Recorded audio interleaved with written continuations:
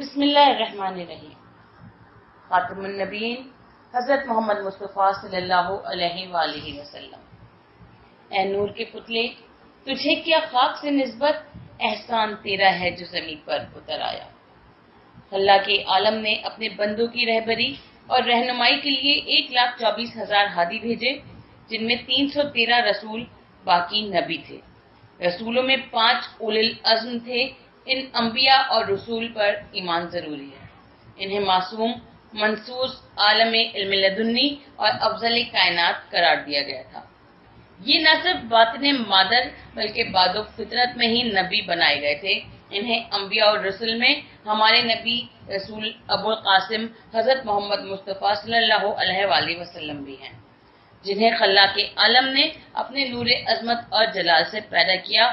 وہ نوری تھے، ان کے جسم کا سایہ نہ تھا۔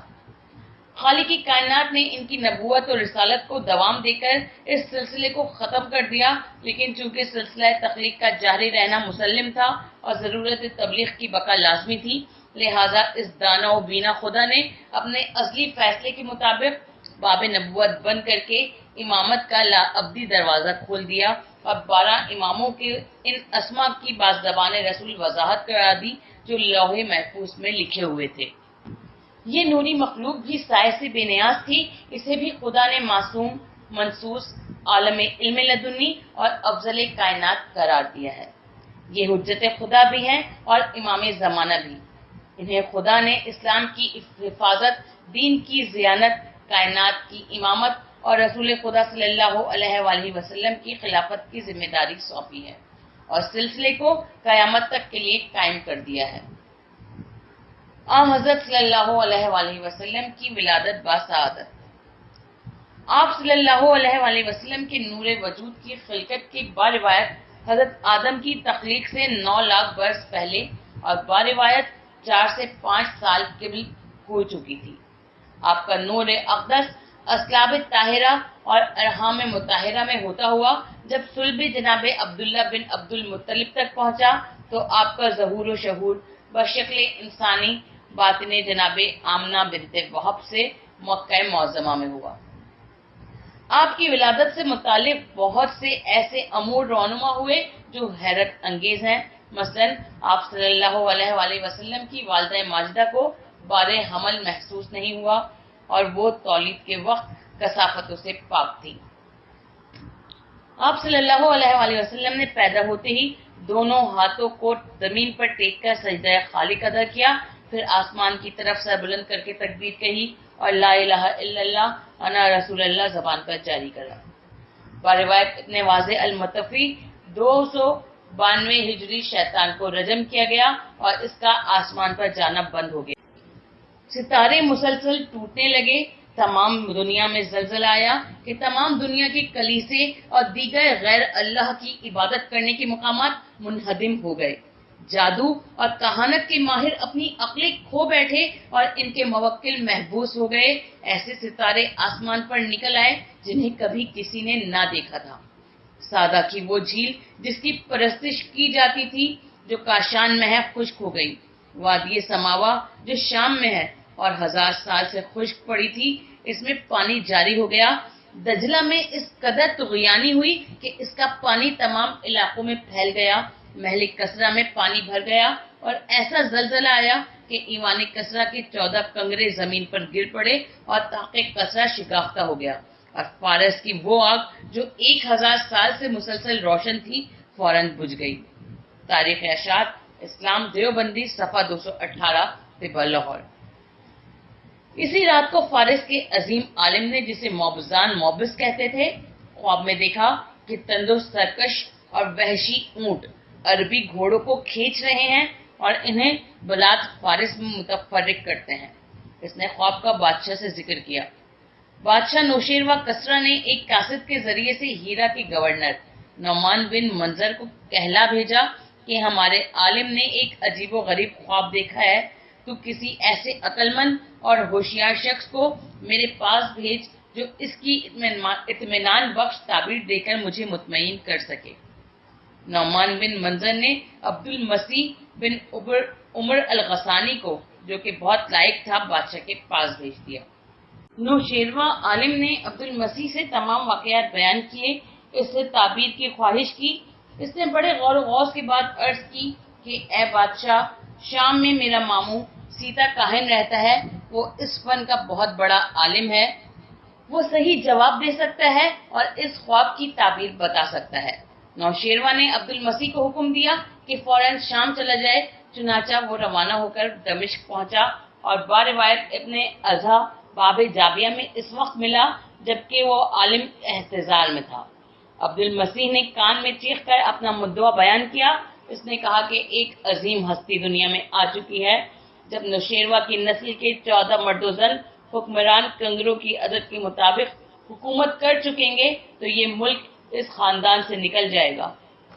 सम फजत नफसा ये कहकर वो मर गया। आप सल्लल्लाहु अलैहि वसल्लम की तारीख विलादत में इख्तलाफ है। बाज मुसलमान 2 रबीउल अव्वल, बाज 6, बाज 9 और बाज 12 बताते हैं, लेकिन जमहूर उलमा अहले तशरीह और बाज उलमा तसनन 17 रबीउल अव्वल सन 1 आमुल फील मुताबिक 570 को सही समझते हैं। अल्लामा मजलिसी अलैहिर्रहमा से हयातुल कुलूब जिल्द 2 सफ़ा 44 में तहरीर फरमाते हैं कि उलमा इमामिया का इस पर इजमा और इत्तफाक है कि आप 17 रबीउल अव्वल सन 1 आमुल फील यौम जुम्मा बवक्त शब या बवक्त सुबह सादिक शोबे अबी तालिब में पैदा हुए। उस वक्त नौशेरवा कसरा की हुकूमत का 42वां साल था। मौरिख जाकिर हुसैन लिखते हैं कि बारिवायत आपके पैदा होने से पहले अब बारिवायत आप 2 माह के भी ना होने पाए थे कि आपके वालिद अब्दुल्ला का इंतकाल बामकाम मदीना हो गया, क्योंकि वहां तिजारत के लिए गए थे। उन्होंने सिवाय 5 ऊंट और चंद भेड़ों और एक हबशी कनीज बरकत उम्मे ऐमन के और कुछ वर्षे में ना छोड़ा। मौरखीन का बयान है कि आप में नमू की कुव्वत अपने सिन के एतबार से बहुत ज्यादा थी। जब 3 माह के हुए तो खड़े होने लगे और जब 7 माह के हुए तो चलने लगे। 8वें महीने में अच्छी तरह बोलने लगे। 9वें महीने में इस फसाहत से कलाम करने लगे कि सुनने वालों को हैरत होती थी। आपकी उम्र जब 6 साल की हुई तो साया मादरी से महरूम हो गए। आपकी वालदा जनाबे आमना बिनते वहब हजरत अब्दुल्ला की कब्र की जियारत के लिए मदीने गई थी। वहां उन्होंने 1 माह कयाम किया। जब वापस आने लगी तो बामकाम अब्वा जो कि मदीने से 22 मील दूर मक्के की जानिब वाक़ है, इंतकाल फरमा गई और वहीं दफन हुई। आपकी खादमा उम्मे ऐमन आपको लेकर मक्का आई। रोज़तुल अहबाब जिल्द अव्वल सफ़ा 27। जब आप सल्लल्लाहु अलैहि वसल्लम की उम्र 8 साल की हुई तो आपके दादा अब्दुल मुत्तलिब का 120 साल की उम्र में इंतकाल हो गया। हजरत अब्दुल मुत्तलिब की वफात के बाद आपके बड़े चचा हजरत अबू तालिब और आपकी चची जनाब फातिमा बिनते असद ने फराइज़ तरबियत अपने ऊपर आयद किए और इस शान से तरबियत की कि दुनिया ने आपकी हमदर्दी और खुलूस का लोहा मान लिया। अब्दुल मुत्तलिब के बाद अबू तालिब भी खाने काबा के मुहाफिज और मुतवल्ली और सरदार कुरैश थे। हजरत अली अलैहिस्सलाम फरमाते हैं कि कोई गरीब इस शान का सरदार नहीं हुआ जिस शान शौकत की सरदारी मेरे पदर मोहतरम को खुदा ने दी थी। अल-याकूबी जिल्दोम सफ़ा 11। बाज मौरखीन ने लिखा है कि जब हजरत मुत्तलिब का वक्त वफात आ पहुंचा तो उन्होंने हजरत सल्लल्लाहु अलैहि वसल्लम को अपने सीने से लगाया और सख्त गिरिया किया और अपने फर्जंद अबू तालिब की तरफ मुतवज्जह होकर फरमाया कि ए अबू तालिब, ये तेरे हकीकी भाई का बेटा है। इस दुर्रे यगाना की हिफाजत करना, इसे अपने नूरे नजर और लख्ते जिगर समझना, इसकी तक़द्दुत खबरगीरी में कोताही न करना और दस्तो ज़बान और जानो माल से इसकी आनत करते रहना। रोज़तुल अहबाब। हजरत अबू तालिब जो तिजारती सफर में अक्सर जाया करते थे, जब एक दिन रवाना होने लगे तो हजरत को, जिनकी उम्र इस वक्त बारिवायत तबरी और इब्ने असीर 9 साल और बारिवायत अब्दुल फिदा और इब्ने खल्दून 13 साल की थी, अपने बाल बच्चों में छोड़ दिया और चाह के रवाना हो जाएं। ये देखकर हजरत सल्लल्लाहु अलैहि वसल्लम ने इसरार किया कि मुझे अपने हमराह लेते चलिए। आपने ये ख्याल करते हुए कि मेरा भतीजा यतीम है, इन्हें अपने हमराह ले लिया और चलते चलते जब शहर बसरा के करिया कुफर पहुंचे, जो कि शाम की सरहद पर 6 मील के फासले पर वाक़ है, जो इस वक्त बहुत बड़ी मंडी थी और वहां نستوری عیسائی رہتے تھے۔ وہاں ایک نستوری راہبوں کے محبت کے پاس قیام کیا اور راہبوں نے حضرت صلی اللہ علیہ وآلہ وسلم اور ابو طالب کی بڑی خاطرداری کی۔ پھر ان میں سے ایک نے، جس کا نام جرجیس اور کنیت ابو اداس اور لقب بحیرہ راہب تھا، آپ کے چہرے مبارک سے آثار عظمت و جلالت اور اعلیٰ درجے کی کمالات عقل اور محامد اخلاق نمایاں دیکھ کر اور ان صفات سے موصوف پا کر جو اس نے توریت اور انجیل اور دیگر کتب سماویہ میں پڑھی تھی، پہچان لیا کہ یہی پیغمبر آخر الزماں ہے۔ ابھی اس نے اظہار خیال نہ کیا تھا کہ ناگاہ لقائے ابر کو سایہ فگنی کرتے ہوئے دیکھا، پھر شانہ کھلوا کر مہر نبوت پر نگاہ کی۔ اس کے بعد فوراً مہر نبوت کا بوسہ لیا اور نبوت کی تصدیق کر کے حضرت ابو طالب سے کہا کہ اس فرزند ارجمند کا دین تمام عرب و عجم میں پھیلے گا اور یہ دنیا کے بہت سے حصے کا مالک بن جائے گا، یہ اپنے ملک کو آزاد کرائے گا اور اپنے اہل وطن کو نجات دلائے گا۔ اے ابو طالب، اس کی بڑی حفاظت کرنا اور اس کو اعداء کے شر سے بچانے کی پوری کوشش کرنا، دیکھو کہیں ایسا نہ ہو کہ یہ یہودیوں کے ہاتھ لگ جائے۔ پھر اس نے کہا کہ میری رائے یہ ہے کہ تم شام نہ جاؤ اور اپنا مال یہیں فروخت کر کے مکہ واپس چلے جاؤ۔ چنانچہ حضرت ابو طالب نے اپنا مال باہر نکالا اور وہ حضرت کی برکت سے آنن فانن بہت زیادہ نفع پر فروخت ہو گیا اور حضرت ابو طالب واپس مکہ چلے گئے۔ جسٹس امیر علی بحوالہ تاریخ قاسم ڈی پرسون لکھتے ہیں کہ ہنوز کا کعبہ دوبارہ تعمیر نہ ہوا تھا کہ آپ صلی اللہ علیہ وآلہ وسلم نے مکہ معظمہ کو اس خفیہ سازش سے بچا لیا جو اس کی آزادی کو مٹانے کے لیے کی گئی تھی، جس میں عثمان بن حریث کو بڑا دخل تھا۔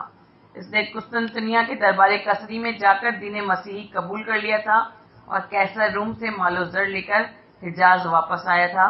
اس کی کوشش تھی کہ مکے پر یونانیوں کا اقتدار قائم کرا دے۔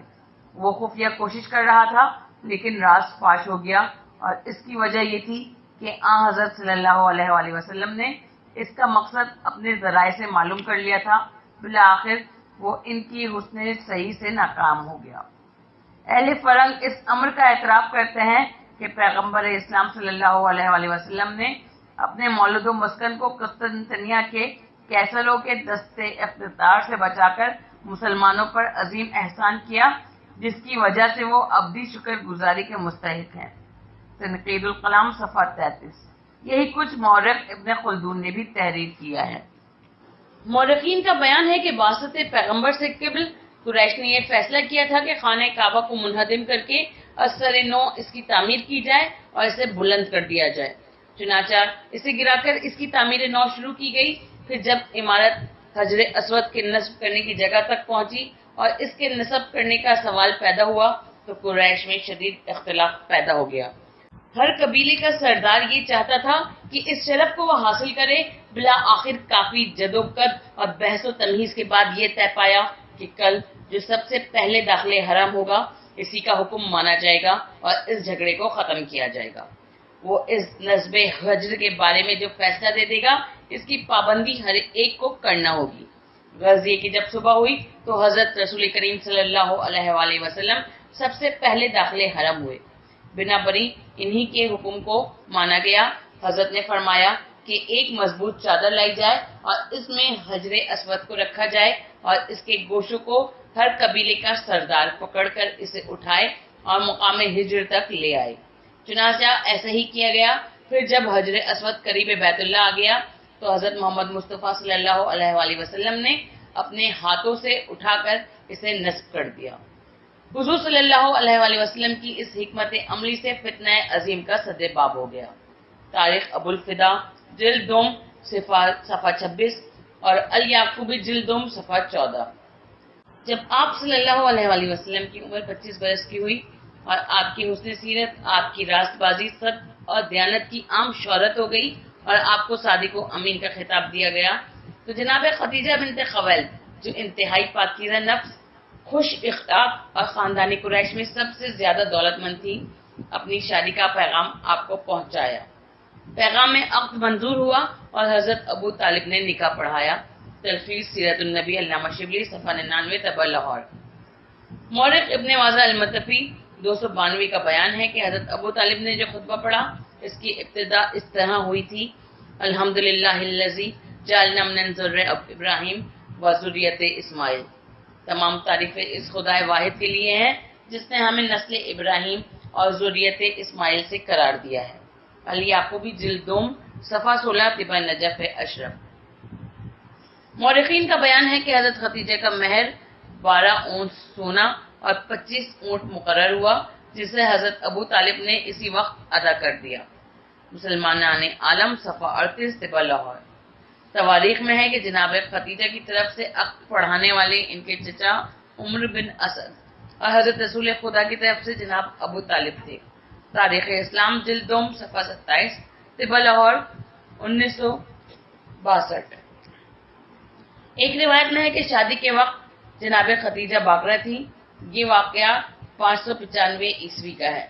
مناقب ابن شہر آشوب میں ہے کہ رسول خدا کی ساتھ حضرت خدیجہ کا یہ پہلا عقد تھا. سیرت ابن حشام جلد اول صفحہ 119 میں ہے کہ جب تک جناب خدیجہ زندہ رہیں رسول کریم صلی اللہ علیہ وآلہ وسلم نے کوئی دوسرا عقد نہ کیا. تواریخ میں ہے کہ آپ نے 28 سال کی عمر میں کوہ ہیرا سے، جسے جبل سور بھی کہتے ہیں، کو اپنی عبادت گزاری کی منزل قرار دیا اور اس کے ایک غار میں بیٹھ کر، جس کی لمبائی 4 ہاتھ اور چوڑائی 1.5 ہاتھ تھی، عبادت کرتے اور خانہ کعبہ کو دیکھ کر لذت محسوس کرتے تھے. یوں تو 2 4 شبانہ روز وہاں رہا کرتے تھے، لیکن ماہ رمضان سارے کا سارا وہیں گزارتے تھے. مورخین کا بیان ہے کہ حضرت صلی اللہ علیہ وآلہ وسلم اسی عالم تنہائی میں مشغول عبادت تھے کہ آپ کے کانوں میں آواز آئی: یا محمد. آپ نے ادھر ادھر دیکھا لیکن کوئی دکھائی نہ دیا.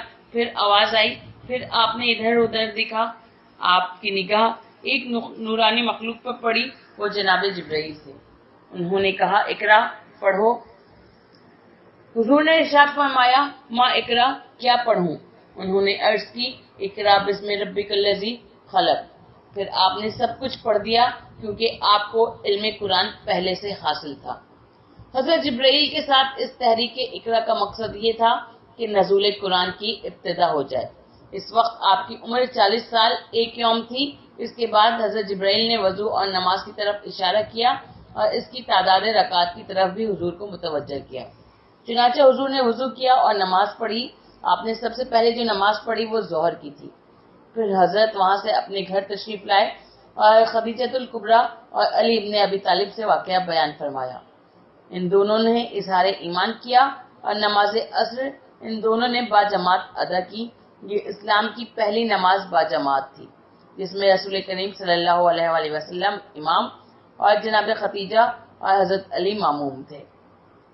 مخفی تبلیغ کے جب 3 برس گزر گئے اور بعثت کا 4تھا سال شروع ہوا تو اعلانیہ تبلیغ و دعوت کا حکم آیا کہ اپنے قریبی رشتہ داروں کو تبلیغ کرو.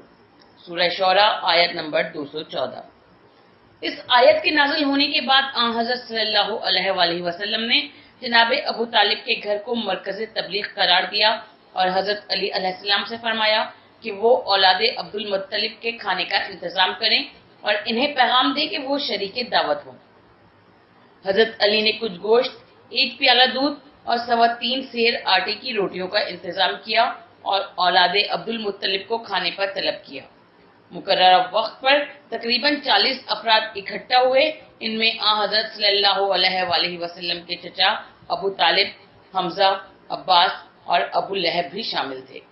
اگرچہ کھانے والوں کی تعداد کو دیکھتے ہوئے کھانا کم تھا، مگر خدا نے اس تھوڑے سے کھانے میں اتنی برکت دی کہ سب نے شکم سیر ہو کر کھانا کھایا، پھر بھی بچا رہا.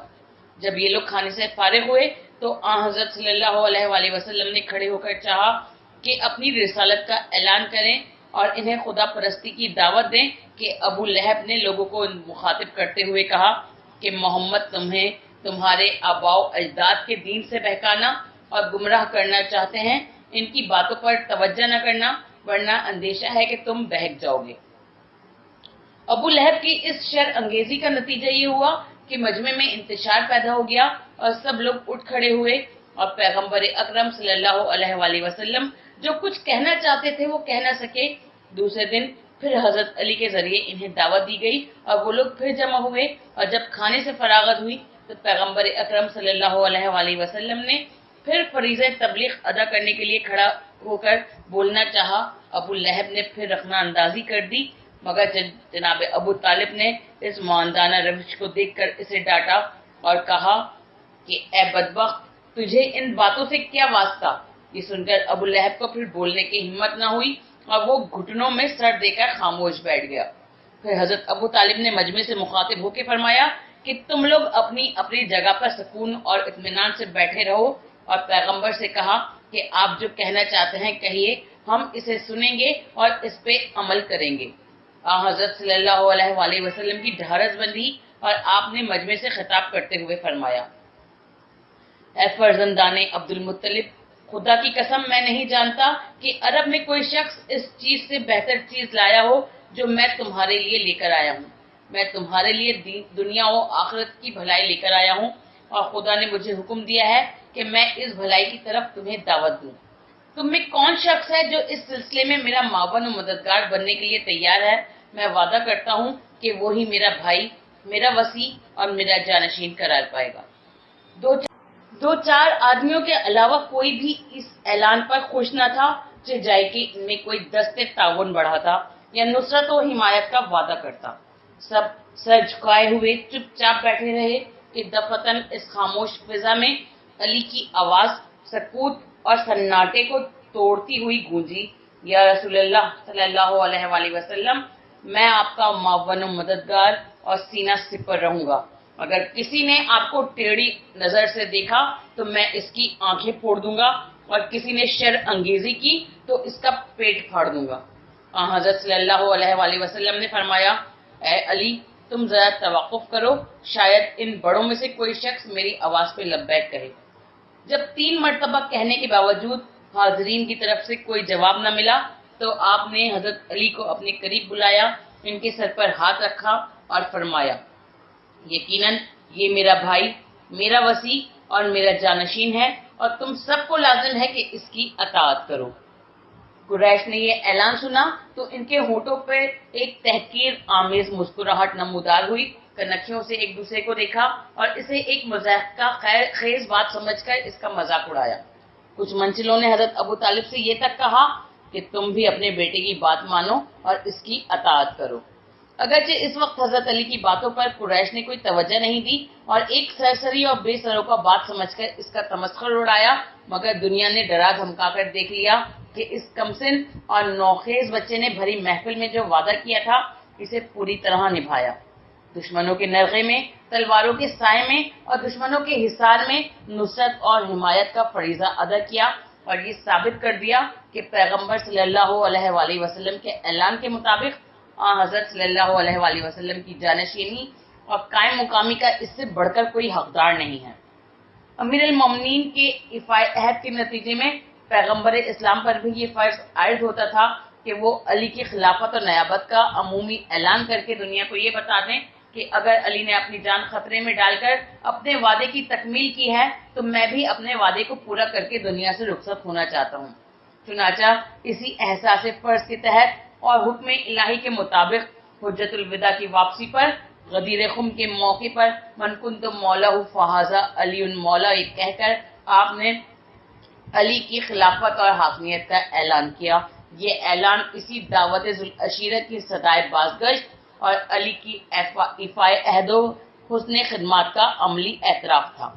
اس دعوت ذوالعشیرہ کے اعلان سے حضرت علی کی خلافت کی بنیادی حیثیت پر بھی روشنی پڑتی ہے، اس طرح کہ پیغمبر اسلام صلی اللہ علیہ وآلہ وسلم نے اس عمومی دعوت اسلام کے موقع پر صرف 3 چیزوں کا اعلان کیا، ایک توحید، دوسرے رسالت اور تیسرے حضرت علی کی وصایت و خلافت۔ توحید و رسالت کے اعلان کے ساتھ ساتھ اس نیابت و خلافت کا اعلان اسی کی اساسی اور بنیادی حیثیت کو واضح کرنے کے لیے کافی ہے۔ لہذا توحید و رسالت اگر اصول اسلام میں داخل ہیں تو حضرت علی کی امامت بھی اسلام کا ایک اہم رکن شمار ہوگی، اور جس طرح اسلام کے لیے توحید و رسالت کا اقرار ضروری ہے، اسی طرح علی کی وصایت اور نیابت کا اقرار بھی لازمی ہوگا۔ نصرت رسول صلی اللہ علیہ وآلہ وسلم کا آغاز۔ رسول اکرم صلی اللہ علیہ وآلہ وسلم نے جب اعلانیہ تبلیغ اسلام کا آغاز کیا تو قریش کو حضرت ابو طالب کا تھوڑا بہت پاس و لحاظ تھا. انہوں نے براہ راست مزاحمت کرنے کے بجائے اپنے بچوں کو یہ سکھایا کہ وہ حضرت صلی اللہ علیہ وآلہ وسلم کو جہاں پائیں پریشان کریں اور ان پر پتھر پھینکیں تاکہ وہ تنگ آ کر بت پرستی کے خلاف کہنا سننا چھوڑ دیں اور اسلام کی تبلیغ سے کنارہ کش ہو کر گھر میں بیٹھ جائیں. چنانچہ جب پیغمبر اکرم صلی اللہ علیہ وآلہ وسلم گھر سے نکلتے تو قریش کے لڑکے پیچھے لگ جاتے, کوئی خس و خشاک پھینکتا اور کوئی اینٹ پتھر مارتا. حضرت صلی اللہ علیہ وآلہ وسلم ازردہ خاطر ہوتے, اذیتیں برداشت کرتے, مگر زبان سے کچھ نہ کہتے اور نہ کچھ کہنے کا محل تھا, اس لیے کہ بچوں سے الجھنا اور ان کے منہ لگنا کسی بھی مہذب اور سنجیدہ انسان کو زیب نہیں دیتا. ایک مرتبہ حضرت علی نے آپ کے جسم مبارک پر چوٹوں کے نشانات دیکھے تو پوچھا, یا رسول اللہ, یہ آپ کے جسم پر نشان کیسے ہیں؟ پیغمبر نے بھررائی ہوئی آواز میں کہا کہ اے علی, قریش خود تو سامنے آتے نہیں, اپنے بچوں کو سکھاتے پڑھاتے ہیں کہ وہ مجھے جہاں پائیں تنگ کریں. میں جب بھی گھر سے باہر نکلتا ہوں تو وہ گلیوں اور بازاروں میں جمع ہو جاتے ہیں اور مجھ پر پتھر برساتے ہیں. یہ انہی چوٹوں کے نشانات ہیں. حضرت علی نے یہ سنا تو وہ بے چین ہو گئے اور کہا کہ یا رسول اللہ, آئندہ آپ تنہا کہیں نہ جائیں, جہاں جانا ہو مجھے ساتھ لے جائیں.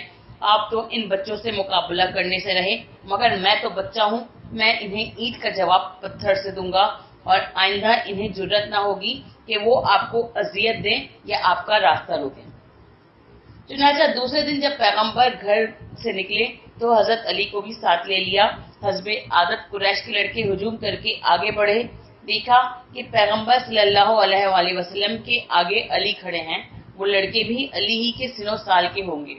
انہیں اپنے ہمسن کے مقابلے میں تو بڑی جرت دکھانا چاہیے تھی, مگر علی کے بگڑے ہوئے تیور دیکھ کر جھٹکے, پھر ہمت کر کے آگے بڑھے. ادھر علی نے اپنی آستینیں الٹی اور بھپرے ہوئے شیر کی طرح ان پر ٹوٹ پڑے. کسی کا ہاتھ توڑا, کسی کا سر پھوڑا, کسی کو زمین پر پٹخا اور کسی کو پیروں تلے روندا.